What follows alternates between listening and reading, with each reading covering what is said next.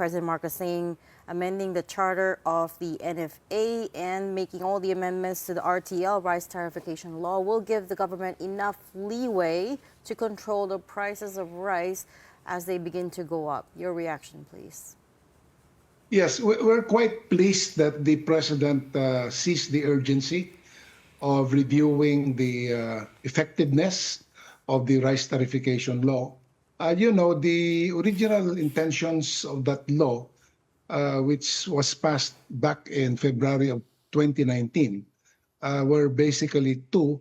Number one is to make rice more affordable to our consumers. And number two, to improve the productivity and incomes of our rice farmers. Based on our own studies, the RTL so far has failed on both major objectives. Number one, alam po natin nung just before the RTL took effect, there was this rice crisis in the middle part of 2018. Before the crisis hit us, the prices po of rice nasa kwan po 38 pesos per kilo. It's now between 50 to 60 pesos per kilo. Yan po ay a 30 to 50% increase compared to the price of 38 in 2019. In the past few months alone, ang rice inflation po ay umakyat po by more than 20%. Correct. So clearly, hindi po nagtagumpay ang RTL with respect to making rice more affordable to our ordinary consumers. In the case po ng ating farmers' income, ang estimate po natin ay ang nawala po sa ating mga magsasaka, at least during the first 4 years of RTL, on a per hectare basis was about 10,000 pesos per hectare. So kung ikaw nagtatanim ng 2 beses sa taon, ang nawala pong income mo ay 20,000 pesos. That's big for a typical rice farmer. And in terms of productivity, hindi naman gaanong lumaki ang productivity levels po natin. Kaya talagang every year I notice from 90% self-sufficiency in rice, this was just before RTL, I think we're now down to 77% self-sufficiency. So clearly, again, the way the RCEF was spent and the way the programs were implemented, I think were not properly undertaken. What do you think are the major flaws of the rice tarification law, apart from the role of the NFA? Well, yung una dyan, Gretchen, yung kasi ang isang malaking problema talaga under RTL, rice importation and business was open to the private sector. Government totally withdrew except for the buffer stocking of the NFA. So unfortunately, during the initial 4 years, grabe yung pagpasok ng imported rice.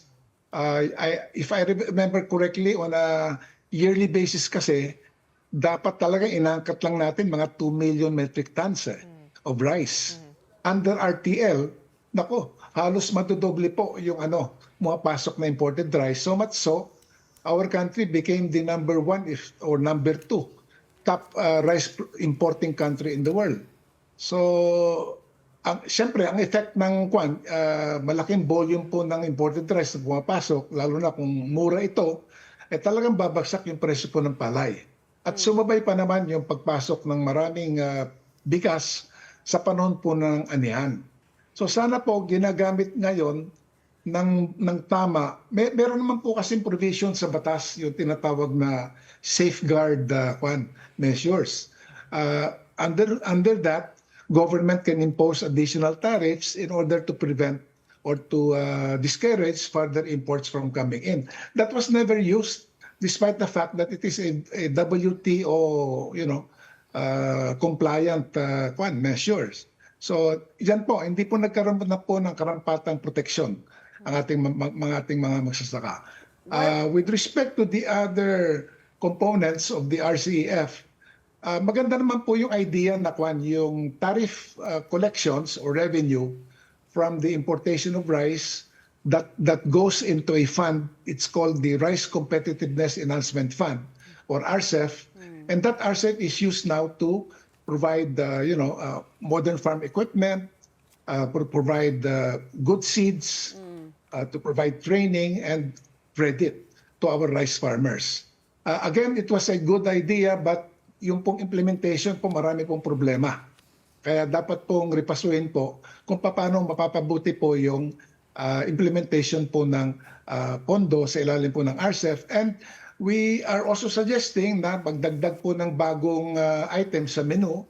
For example, yung kailangan po siguro dito yung ipasok po yung solar-powered irrigation systems and water impounding, especially for rain-fed rice areas, so that we can withstand the effects of climate change, especially El Nino, much better. And then the whole idea of providing budgets also for post-harvest facilities. Ang laki kasi nang nawawala po sa ating production po ng palay at bigas from the wastage alone.